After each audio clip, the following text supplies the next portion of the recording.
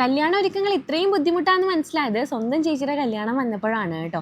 വെറും 1-2 ദിവസത്തിന് വേണ്ടിയിട്ട് നമ്മൾ 2-3 മാസം മുന്നൊക്കെ പ്രിപ്പറേഷൻ സ്റ്റാർട്ട് ചെയ്തിട്ടുണ്ട്.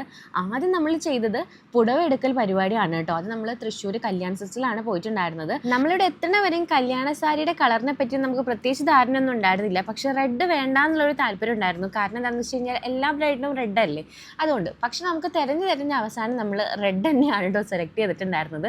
കാരണം നമ്മൾ വിചാരിച്ച ആ ഒരു പാറ്റേണും ഒക്കെ ആയിട്ട് വന്നത് റെഡ് കളർ സാരി ആയിരുന്നു. അപ്പോൾ അതുകൊണ്ട് നമ്മൾ അത് തന്നെയാണ് കേട്ടോ സെലക്ട് ചെയ്തത് അവസാനം. പിന്നെ അടുത്ത ടാസ്ക് എന്താണെന്ന് വെച്ച് കഴിഞ്ഞാൽ സാരിക്ക് മാച്ച് ആയിട്ടുള്ള ജ്വല്ലറി കിട്ടുന്ന ഒരു പരിപാടിയാണ് കേട്ടോ. നമ്മൾ ഒരുപാട് സ്ഥലത്ത് അന്വേഷിച്ച അവസാനം നമുക്ക് തിരൂരിൽ നിന്നാട്ടോ സാധനങ്ങളൊക്കെ കിട്ടിയിട്ടുണ്ടായിരുന്നു. കഴിഞ്ഞിട്ടില്ല, നമ്മുടെ വീട്ടിലെ തലേ ദിവസത്തെ പരിപാടി മെഹന്തിയൊക്കെ ഉള്ളതുകൊണ്ട് തന്നെ അതിനൊക്കെ സെപ്പറേറ്റ് ഡ്രസ്സ് വേണമായിരുന്നു. മാത്രമല്ല റിസപ്ഷൻ ഡ്രസ്സ് നമ്മൾ നോക്കി വെച്ചിട്ടുണ്ടായിരുന്നു കേട്ടോ.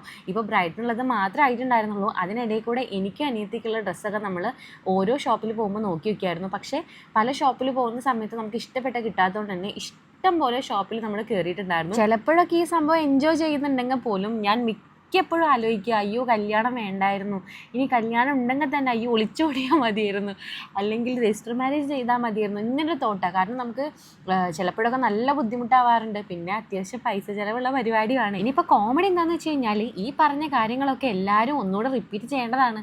കാരണം എന്താണെന്ന് വെച്ച് കഴിഞ്ഞാൽ 100 ദിവസം കഴിഞ്ഞ് എൻ്റെ കല്യാണമാണേ.